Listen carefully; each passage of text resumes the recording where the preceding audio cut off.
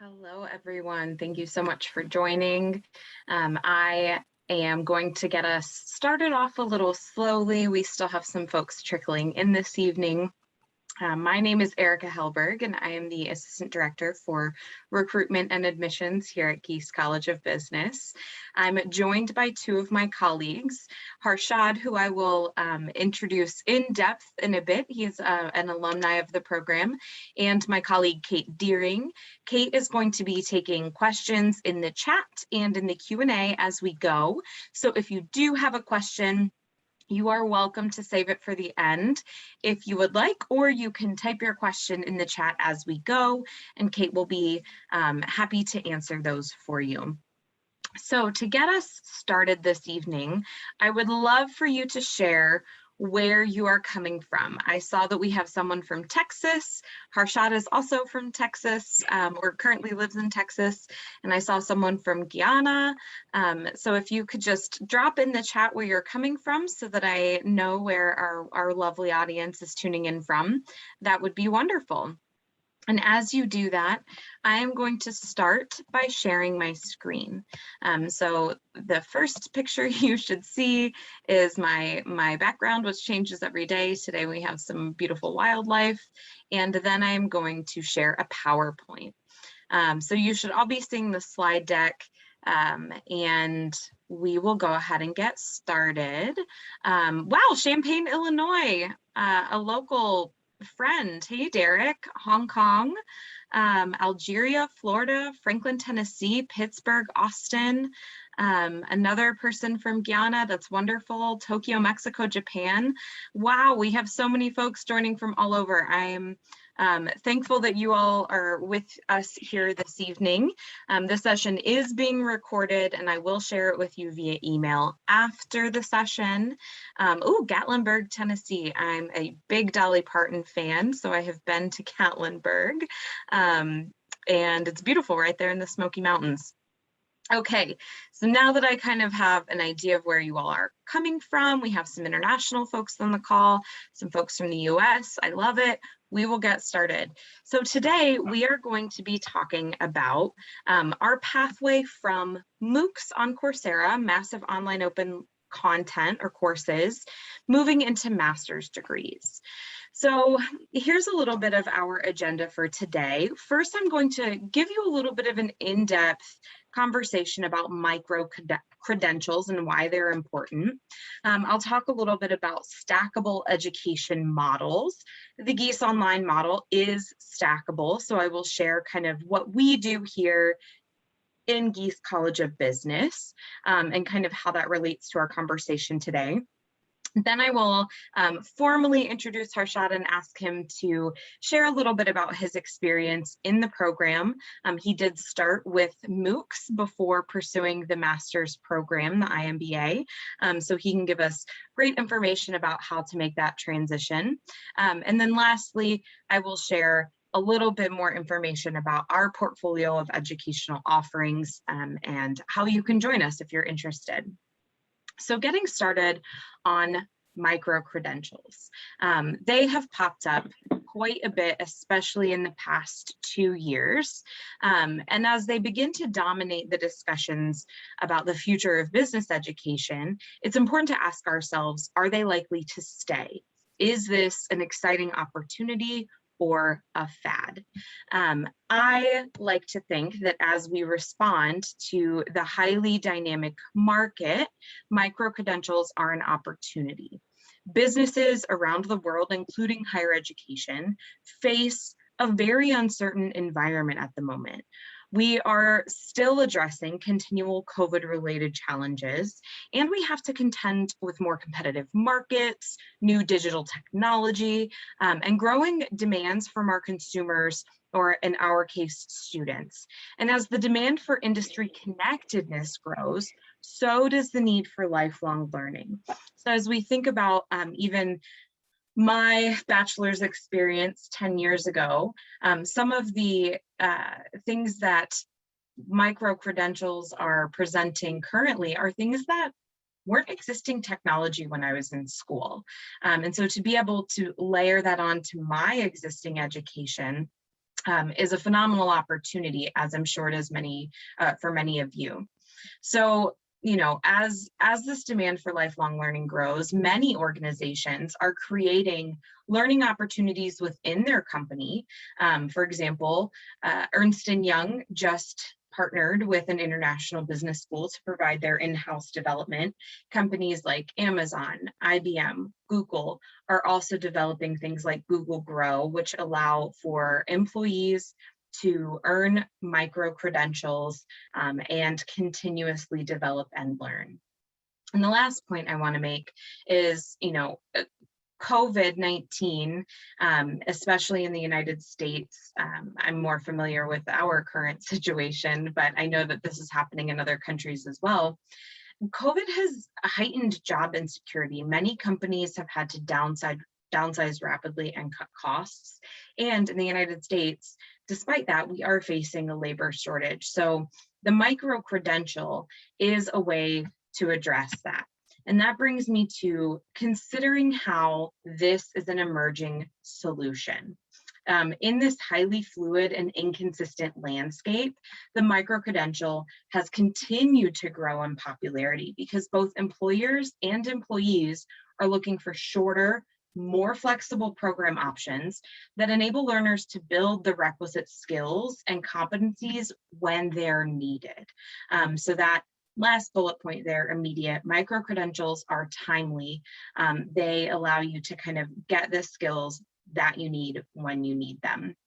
And by addressing those skill and capability gaps while working, not only are you able to then turn around and apply what you're learning, making that a very solid knowledge base as we think about learning and then applying to kind of cement things in our brains, but it also rarely demands a pause in productivity.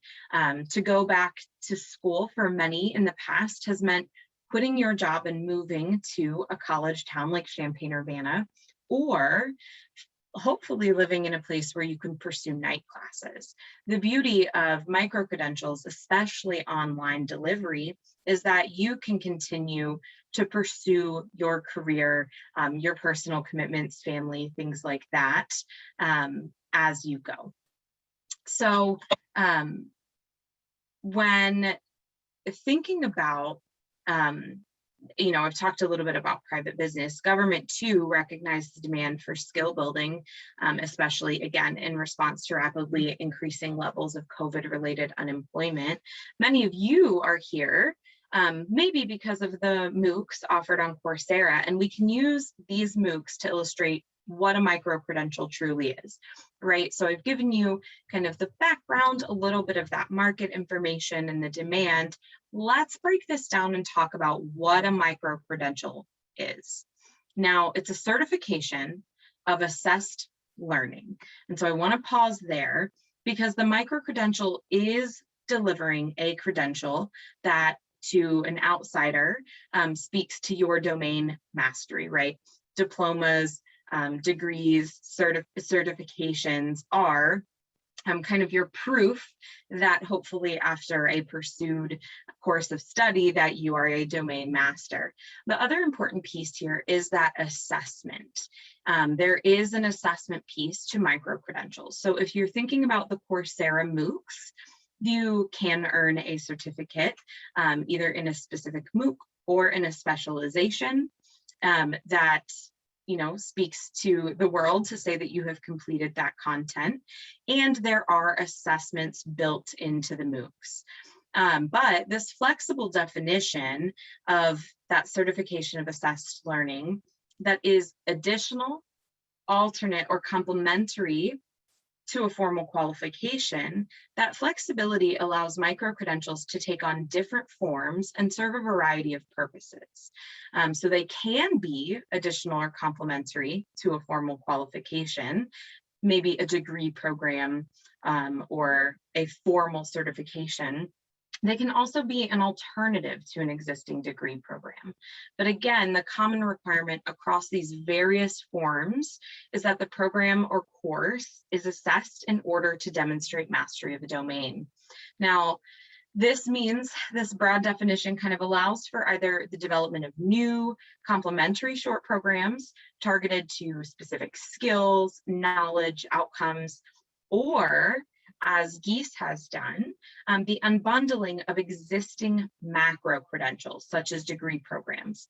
And what that unbundling means is that we can take, this large 2 to 3 year degree program and divide it into smaller bite-sized chunks. They're more easily consumable, hopefully a little more understandable, and they can be immediately applied. Now, both of these approaches, whether you are kind of building from the bottom up to develop new content or unbundling an existing program, lead to stackable components of larger programs, especially in our case. And I will circle back to our model here in a bit. But stackable education is also increasing in popularity as we have seen demand for micro credentials grow.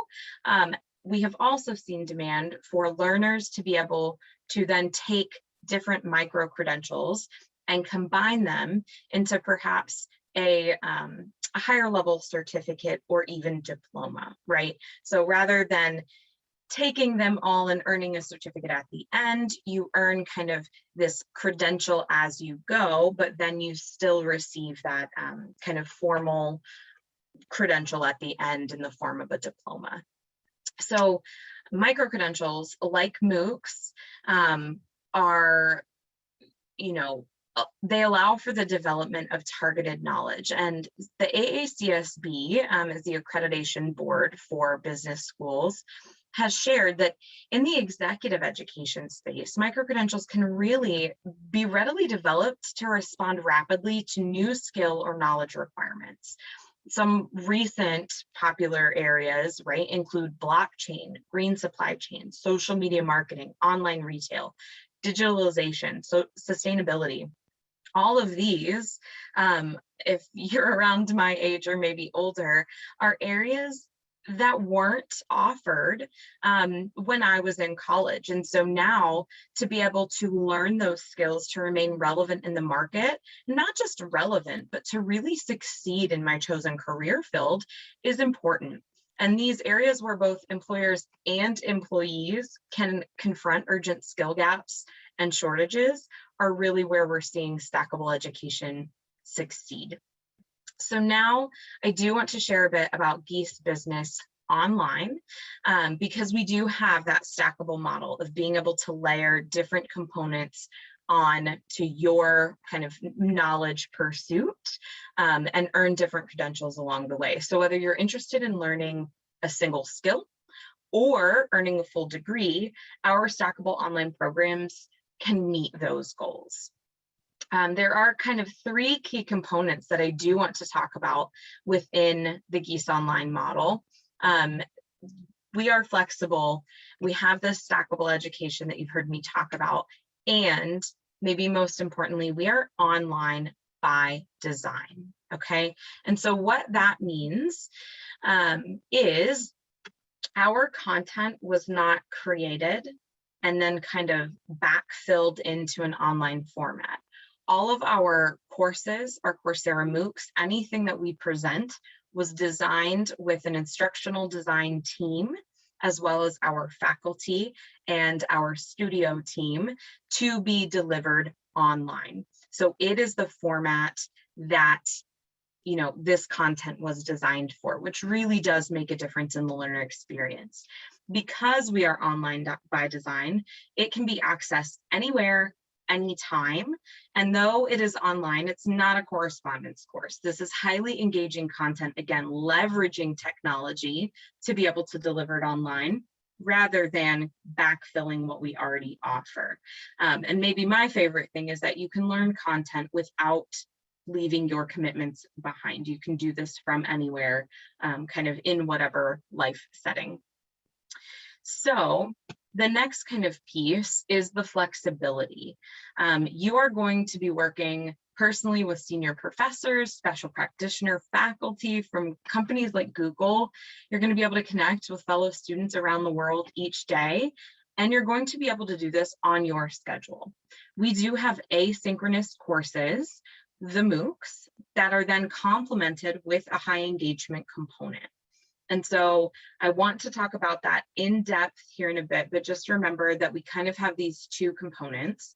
We have start dates every 8 weeks, and you can start anywhere with any course. So if you need to know digital marketing right now, that's the course that you can choose to start in.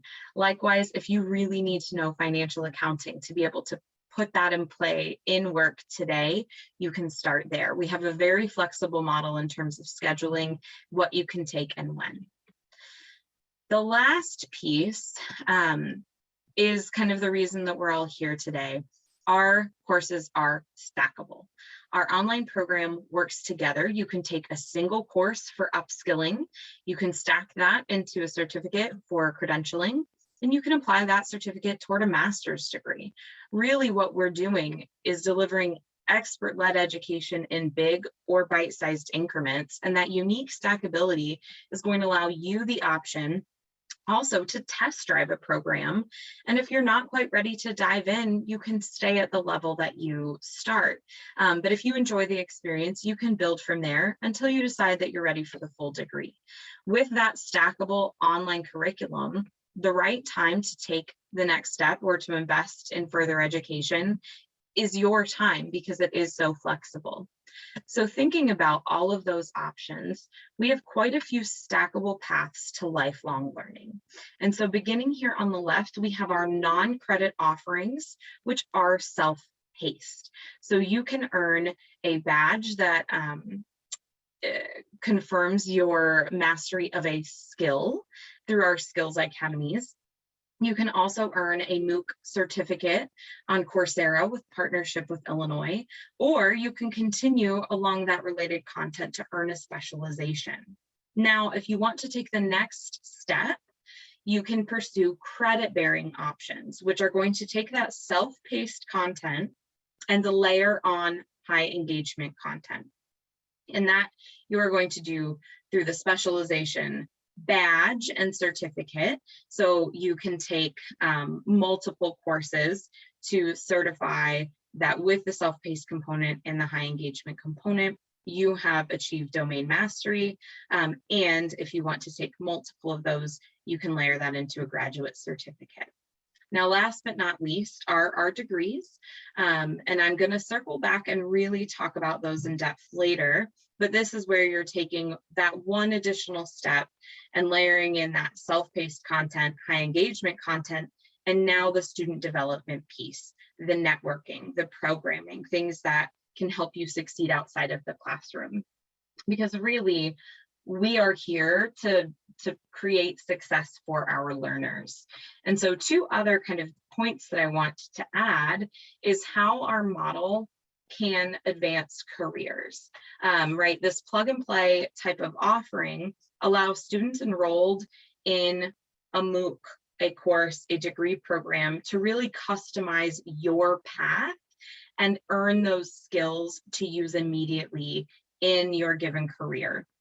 Our portfolio approach allows you to matriculate from one program into the other and continuously upskill or reskill depending on your goals.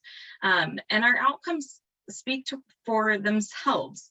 One of my favorite things to share is that within the kind of 1 month to 3 year journey of a learner, more than 50% received a promotion, a new job offer, or accepted a new position in their time.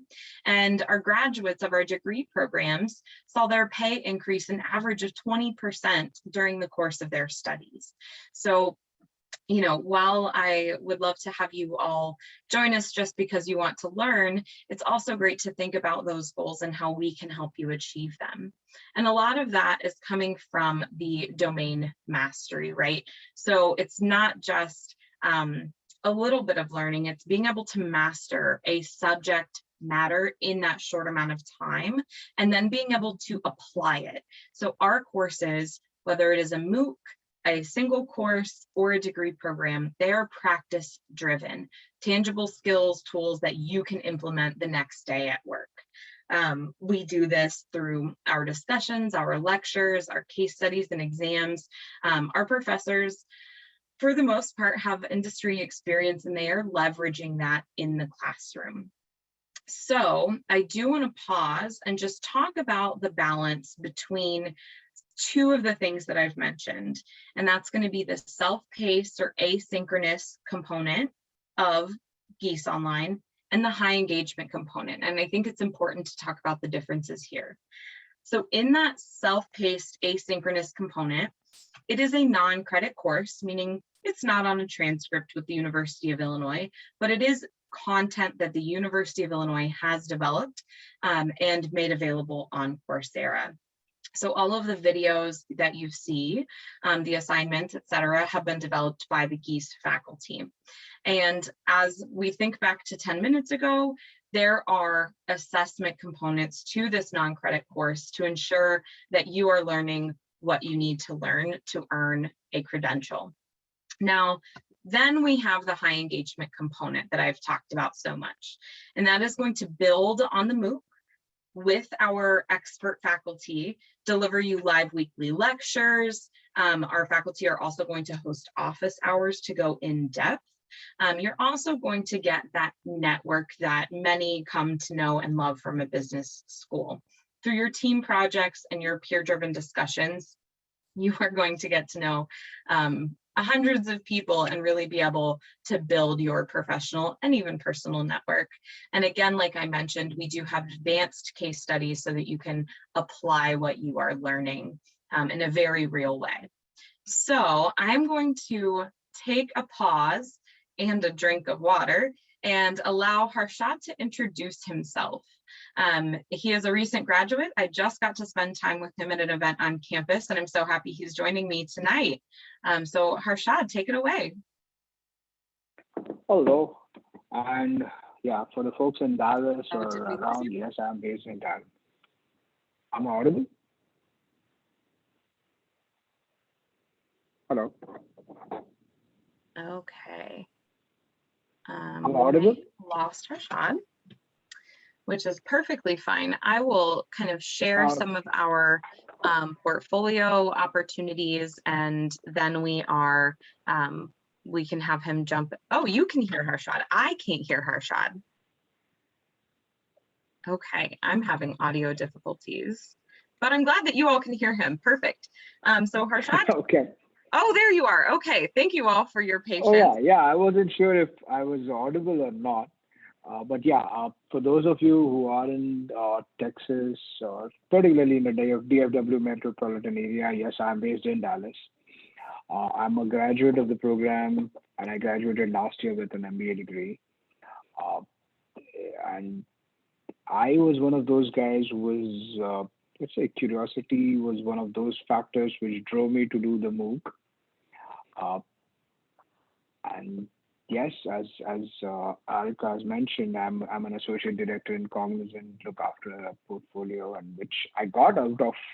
I mean, I was promoted as a part of the because of my getting my MBA degree. That's one of the biggest things which has contributed to my success and my my climbing up the hierarchy in the corporate world. So this is where I am, and that's me.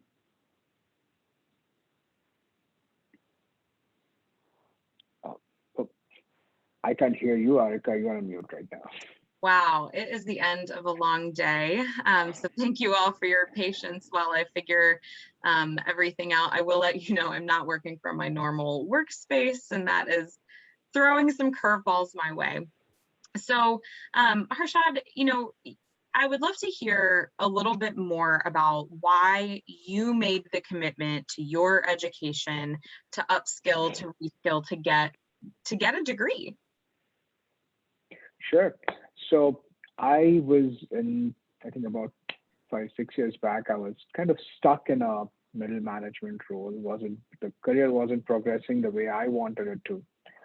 And I had a chat with my then manager, and we were discussing what can be done. And he said, look, dude, if you want to really progress, think about maybe upskilling yourself and looking at options. And that drove me to thinking about, yeah, I need to do that. Let's see what are my options in the market. And that's where I came. I said, and I knew from the get-go that I wanted to do an MBA, I didn't want to do a master's in science and on more on the technology side of it. I wanted to do an MBA, so that was a given. So then I decided to figure out what are my options in available. I didn't want to leave my job. I didn't want to do it in a full-time environment where I was sitting in a college and with family and everything. That wasn't going to be possible. So that's where I started my search. And I think around end of 2017, I figured out, yeah, this is the place where I can be, and it gives me options to do it at my own pace. Started my process, and yeah, by fall of 2018, I was attending my first live session with one of the best professors in the college. And yeah, I had no idea what I was going to do because I'm not a financial person, and the first lecture I'm attending is a financial accounting lecture. So that's how my experience with the program was. But it was a phenomenal journey. I enjoyed it. Yeah, I learned a lot. I mean, I can talk about finance. I can talk about mergers and acquisitions from a financial standpoint. I could talk about process. Learned a lot about it during the program.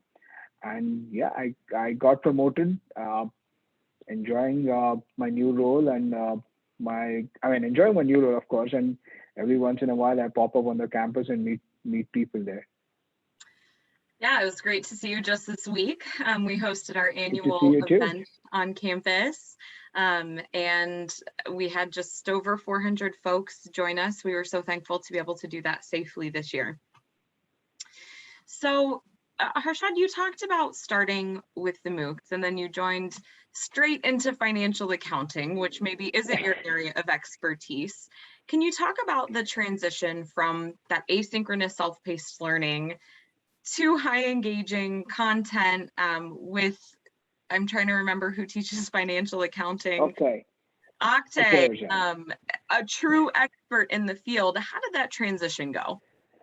So I got my admission and all that confirmed in May, and I knew that going into the program I was going to sign up with financial accounting and marketing as the two subjects or to start off with. And I'm one of those guys who like to be prepared in advance, and I had time from May through August to be prepared. So I said, why not? I mean, I'll just go ahead and do the MOOC part of it. And so that on day one, when I'm sitting to a lecture, I'm not in a position where what is going on? What is it that the professor is talking, and everything goes about 10 feet above my head, and I have no head or clue of what's going on. So I decided to take the MOOC, completed all of it, completed the finance part of financial accounting. There are 2 MOOCs for that subject, and I completed all of it before I could even join the program. Finished off my marketing as well, so I know what Hayden was going to speak as well. And then that actually helped me transition seamlessly from the MOOC to the high engagement portion, because then I had fewer questions and I had more time to study and understand the material on its own as well. So that benefited. Doing the courses upfront and getting my credentials done helped me a lot. Yeah, and working ahead is something that we often hear our degree students do. Did you find that to be repetitive, or were you still learning things in that high engagement course? Not at all. I mean, so consider it this way. I mean, the high engagement courses are your regular lectures which you would be attending if you are doing a on-campus course, and that gives you a lot of things, lot of perspectives, because you're sharing your. I mean, there's a healthy discussion going on within the students attending, along with the professor, and there are a lot of questions which come up which get answered. The MOOC portion of it is where it's kind of your in a way, from an MBA or from a degree perspective, that's your reference guide. That's everything that you want to know. That's everything what you should be knowing. It's kind of your textbook in a way, but in a very different format. It is all because the MOOC also is interactive. You get to grade someone else's course. You get to learn what someone else is thinking in the MOOC as well, because there are questions which are graded by the system. There are assignments which are graded by your peers. So you have the ability to read what is being taught by someone else, and that's where a lot of light bulbs went for me across the program as well, saying, wow, this is something, these are things which I hadn't considered when I was thinking about certain aspects or certain topics. So both of them are important, I would say, and having that MOOC is required to be getting into the high engagement portion of the work. Yeah, so there was a question in the chat from Ankit, sorry if I'm saying that wrong. Is there a content overlap between the MOOCs and the high engagement live lectures? There would be some content overlap, obviously, because the MOOCs, kind of think about the MOOCs as your base or a foundation of your topic, any topic for the week or for any topic for the lecture. Think about MOOC as the foundation. So obviously, when you go into a live session, there are things above and beyond what is mentioned in the MOOC which is taught. But there is always some overlap because the professor is always going to reference back to certain topics being said on the MOOCs. Let's say if I'm talking financial accounting, I mean, you're talking about credits. Where is it that you would see your credits and debit entries? I mean, those are things which are there in the MOOC, but the professor would be talking about it in the class and explaining it in more details as to the why of it as well. So there is obviously going to be some overlap there. Yeah, I often and think that has to happen. Oh, sorry. No, and that has to happen because that's your foundation which you're building on. Yeah, I often think of the MOOC almost as this live interactive textbook where you're learning the same way you could read the textbook before the class, but you're still getting that practical application and kind of higher level thinking with the professor in your lecture. That's correct. So as you think about learners who may be starting with the MOOCs or even starting with just one course, what advice do you have for folks who are trying to decide whether or not to add on to their experience and keep going? So, I mean, after my degree, I'm working on the rest of my MOOCs, which there are some courses, some electives, which I didn't do since they were electives, but I'm going back and doing those. And they are helping me on things which I missed out or which I didn't do as a part of my course. Doing those MOOCs individually are also beneficial for me because let's say if I'm talking about leadership or anything, I'm actually doing one of those MOOCs as well. So you might, if you happen to be there, you might even be grading one of my assignments once in a while. But having them individually is also beneficial for me because that gives me that additional aspect which I missed out. Or in some cases, if you haven't joined the program, it gives you a flavor of what you should be expecting as well. And plus, I think at the end of it, it is a micro credential. It is going to give you that credential that yes, financial accounting, or marketing management, or process management. These things. That in itself is a validation. I mean, you are getting a Coursera certificate or so you can obviously present it, and it's there. I mean, it validates. It's a basic validation of what you have learned. Yeah, absolutely. And so the last question that I have for you before I let you have your evening back is from the chat. Someone said, are there requirements to learn the MOOC before taking the high engagement live lectures, or can you kind of learn as you go? You can learn as you go. I've done both ways. I mean, I have had courses where I hadn't had a chance to learn up beforehand. So I did it during the course. Both work fine. I mean, it ultimately would depend on what type of a learner you are or what type of a person you are. If you are one of those guys who wants to be prepared like me, then yes, do it beforehand. If you are one of those guys who like to refer things as they are taught, then do it during the course. So it is up to you as a person on how you decide to do it.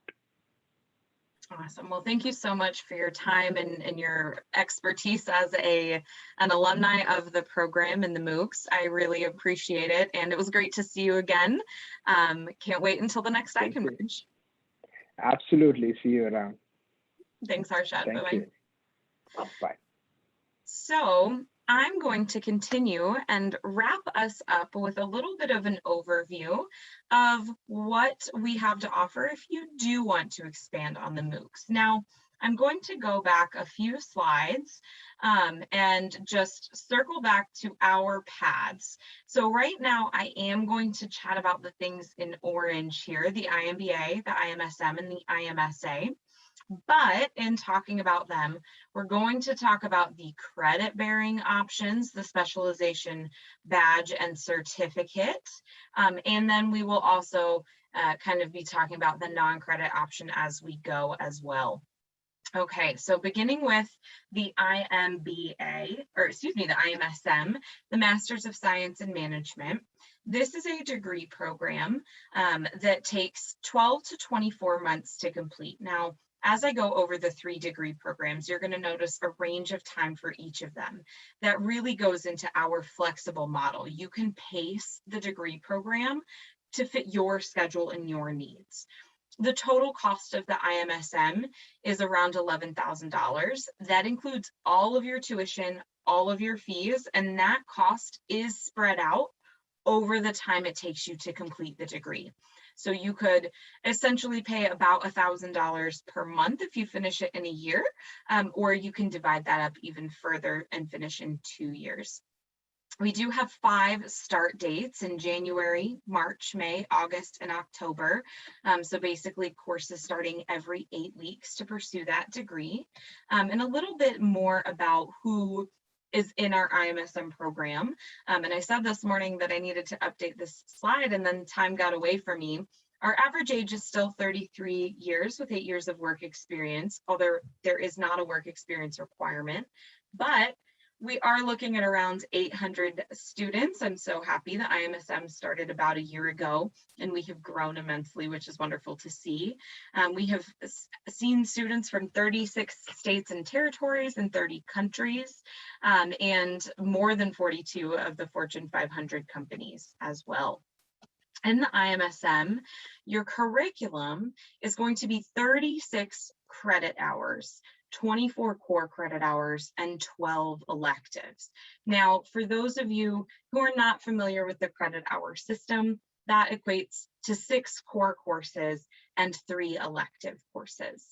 And so in that core curriculum, you're going to have the business fundamentals, and then the elective is an opportunity for you to tailor onto your degree a little bit more. Now, every orange slide that I show you with the curriculum speaks to that stackable nature. So you can take one of these courses, you can stack multiple of these courses into a certificate, or you can continue going and get the full IMSM degree. We also have the IMBA, the Master of Business Administration. And again, this is flexible. You can complete it in 24 to 36 months, pacing it to fit your schedule and your needs. The total cost is around $22,000. And again, that is spaced out from the 2 to 3 years it takes to complete the program. And this program too has 5 start dates. And now the next slide differs a little bit in terms of the numbers I'm going to share, because these I'm very happy with. And unfortunately for the IMSM, we don't have many graduates yet to survey, but I can't wait to have a slide for the IMSM as well. So IMBA comes with a 98% satisfaction with the program quality. As an educator and a lifelong learner myself, that makes me happy because not only are we delivering high quality education, but our students are happy with the education that they're getting. And I shared this earlier, but 53% received a promotion, job offer, accepted a new position, and on average received a 20% pay increase during the program. Now, the IMBA is going to be made up of 72 credit hours, 48 credit hours in the core, or 12 courses, and 24 elective credit hours in the focus areas, or 6 courses.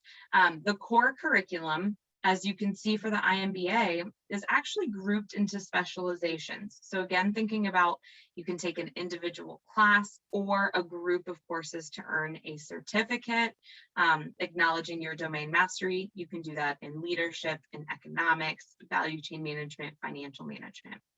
Then you can layer on those focus area specializations, which again are your opportunity to tailor the degree specifically to your needs, your career goals, your interests. Last but not least, we have this Master of Science in Accountancy, or the IMSA. Again, this degree is flexible, 18 to 36 months. The cost is also a little bit flexible depending on your elective choice. You're looking at around $21,000 to $27,000, again, depending on that elective choice. And there are 3 start dates for the IMSA. By the numbers, we're looking at average age 37 with 11 years of work experience. And if you caught on through the IMSM and kind of in my chat about the IMBA, our students are professional learners. Most all of our students, not all, but most all have some sort of work experience, which makes our career curated content that much more important because our students, while working full time with almost a decade of experience, are able to not only bring their experiences to class and discuss them, but then take what they're learning and immediately apply it, right? So we're taking that kind of micro-credential principle of immediate applicability into the degree program as well. IMSA is also represented in many states and countries. And the IMSA, while we have students who pursue it for many reasons, we do share that our students pass the CPA exam 100%. They pass it 75% on the first attempt, 100% pass it eventually. It's a very tough test. And a large part of our high first-time pass rate is thanks to our #1 ranked faculty. Our IMSA faculty are top in the world in accounting. And I can say that not only from the perspective of the rankings, but because I have had the privilege of working with them for several years. The IMSA curriculum is going to include 32 credit hours in the core and 12 credit hours in the elective area. So you're going to have those kind of foundational accounting courses and then layer on additional courses as well. And again, as a reminder, going to keep hammering home that stackable idea. You can take one course, you can group the courses together for a certificate, or you can continue and pursue the entire degree program. So that is really my overview of kind of what a micro credential is, how you can stack those things together, and how Gies Online approaches the idea of layering learning on so that the learner is really in the driver's seat, crafting the experience that you want and need. So my last slide is just my contact information. Again, my name is Aaricka Hellberg. I'm the Assistant Director for Recruitment and Admissions, and I have my direct email address up there, hellberg@illinois.edu, as well as our team's email address. If you have any questions, I am going to turn it over to questions right now, but if you think of anything after our time together today, I invite you to send an email. A couple of questions in the chat. For students in Southeast Asia, are they able to experience the program the same way as someone in the US? Since there are live sessions, Cynthia is wondering how the time difference works out. Cynthia, this is a great question. Our live sessions are offered multiple times per day, 1 day per week. So we usually try to offer them in Central Time morning, afternoon and evening, or morning, evening, and late evening, so that students from wherever they are in the world can attend a live lecture. And while we heavily encourage live lecture attendance, there is no penalty if you cannot make it. And all of our courses are recorded and shared about 24 hours after the live lecture occurs.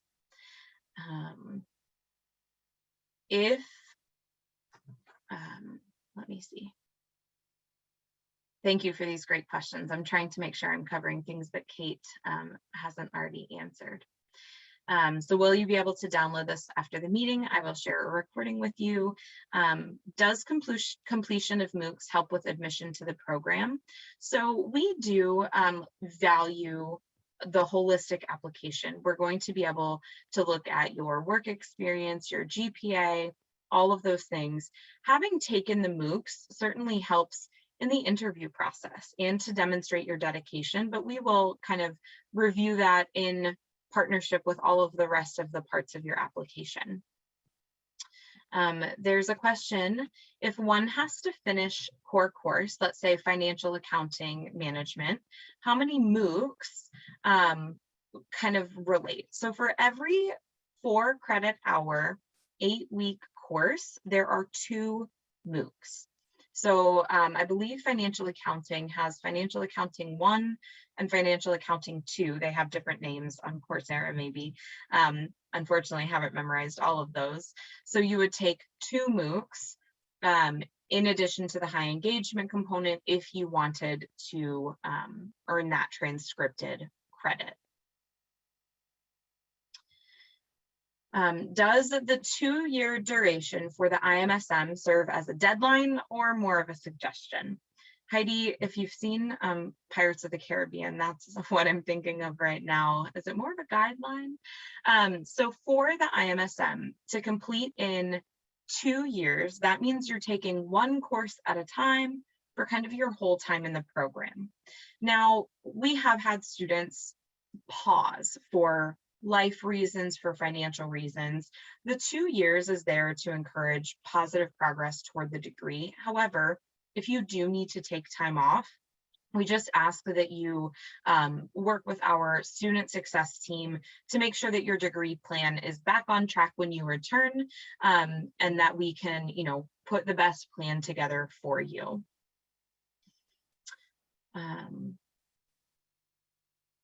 Okay, really great questions. Please continue to type them if we missed them or if you think of anything else. There is absolutely a way we can connect you with current students. We can't wait. This is a follow-up to the MOOC question. So will 2 MOOCs for core courses, such as financial management, count for 8 credits? So essentially, 1 MOOC is in partnership with 2 credit hours. So 2 MOOCs would be for a 4 credit hour course. But again, the MOOCs don't bear credit. They are just kind of partnered with our 4 credit courses. You can still earn that micro credential on Coursera by completing the MOOC or the full specialization, but you need to layer on that high engagement in order to get that transcripted credit or credential. Really great questions, and I thank you all for your time today. I'm not seeing a ton more questions. One just came in from Heidi.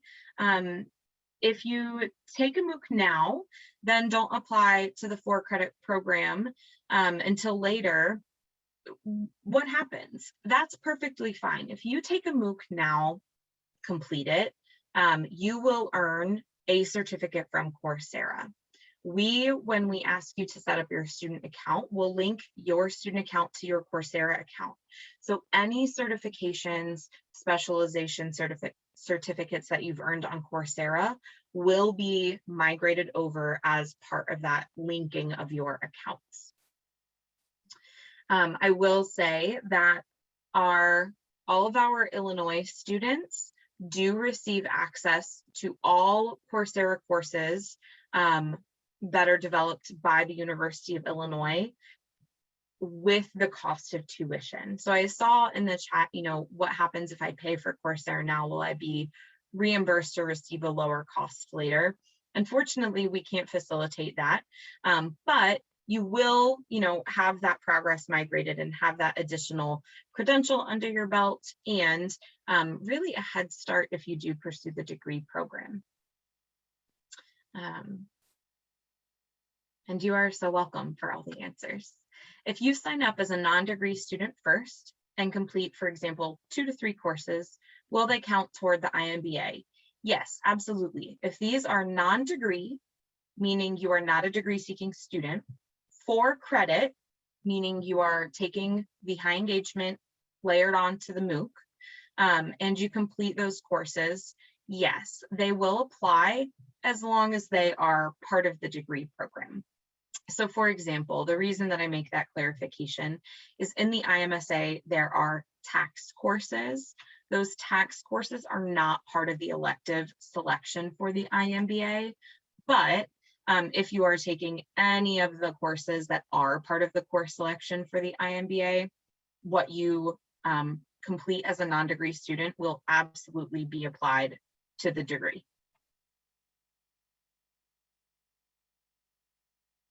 Okay, so I know Kate shared her information in the chat.